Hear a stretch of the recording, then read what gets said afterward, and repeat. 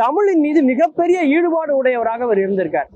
எந்த அளவுக்கு ஈடுபாடு அப்படின்னா, வெளிநாட்டிலிருந்து வந்த ஒரு பாதிரியார் தமிழ்ல உள்ள திருக்குறள்ல உள்ள எதுகை மோனைகள்ல சில சிக்கல்கள் இருக்குன்னு சொல்லி அதை திருத்தி அவர் ஒரு நூலை வெளியிட்டிருக்கார். அந்த நூலை எல்லாம் மொத்தமா இவரே விலை கொடுத்து வாங்கி அதை தீயில போட்டு எரிச்சிருக்கார்.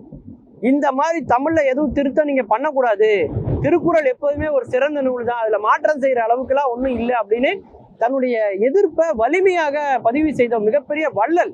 ஏன்னா அந்த புத்தகம் வேற யாருக்கு கிடைச்சிடக்கூடாது, அடுத்த தலைமுறையில் யாருக்கு கிடைச்சிடக்கூடாதுங்கிற ஒரு நல்ல நோக்கத்தோட அவர் பண்ணார்.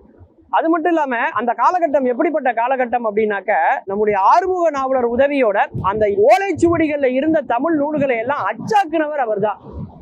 ஊவே சாமிநாத ஐயர் ஒவ்வொரு ஊர்லயா போய் தேடி தேடி தொகுத்த தமிழ் நூல்களை எல்லாம் அச்சாக்கி தந்து அவருக்கு ஒரு பெரிய அளவுல பொருளாதார ரீதியா பல பங்களிப்புகளை செய்தவர் வள்ளல் பாண்டித்துரை அவர்கள்.